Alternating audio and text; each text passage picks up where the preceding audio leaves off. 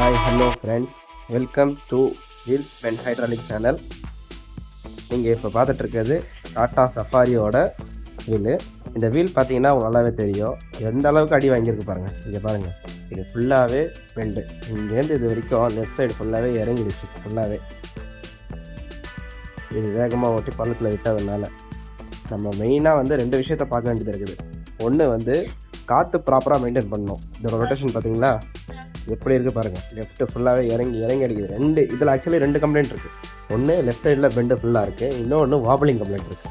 வண்டி ஜிக்ஸாக்காக ஓடிட்டே இருக்கும், உதிரி வைப்ரேட் ஆகிட்டே இருக்கும். அது ஓட்டும் போது வண்டி இங்கே பாருங்கள் ஸ்லோ மோஷனில் இப்படி தெரியுது. இதே மாதிரி தான் நமக்கு வண்டியில் தூக்கி போட்டுகிட்டே இருக்கும்.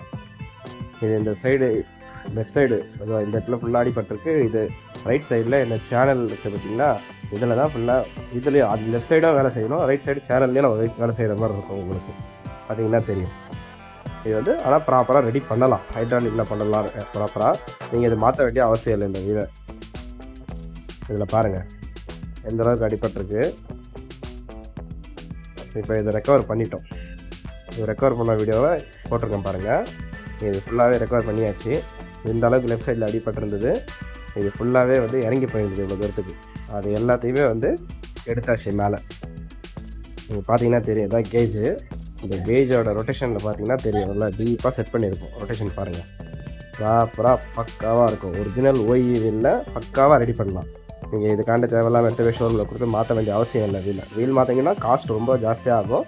ப்ளஸ் வந்து உங்களுக்கு திருப்பி அது மறுபடியும் பள்ளத்தில் விட்டாலும் இந்த மாதிரி டயர் நம்ம மெயின்டைன் பண்ணாமல் ஓட்டினாலும் நமக்கு அது டேமேஜ் ஆக தான் செய்யும். அதனால் நீங்கள் வீல் ஒன்று மாற்ற வேண்டிய அவசியம் இல்லை. ரெக்கவர் பண்ணி ரெடி பண்ணி ஓட்டுங்க. ப்ராப்பராக வந்து ஏர் மெயின்டைன் பண்ணுங்கள்.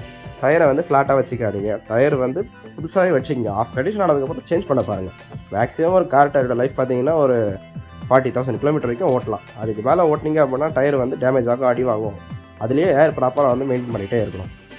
இது நாங்கள் உங்களுக்கு ஒரு தடவையோ சொல்லிட்டு தான் இருக்கிறோம். நீங்கள் இதை மெயின்டைன் பண்ணாலே உங்களுக்கு முக்கால்வாசி ப்ராப்ளம் வராது. ஓகே ஃப்ரெண்ட்ஸ், நம்ம சேனலில் முழுக்க உங்களுக்கு தேவையான வீடியோஸ் தான் போட்டுட்ருக்கோம். உங்களுக்கு அது பிடிச்சிருந்தால் சப்ஸ்கிரைப் பண்ணுங்கள். நம்ம சேனலை வந்து லைக் பண்ணுங்கள், கமெண்ட் பண்ணுங்கள்.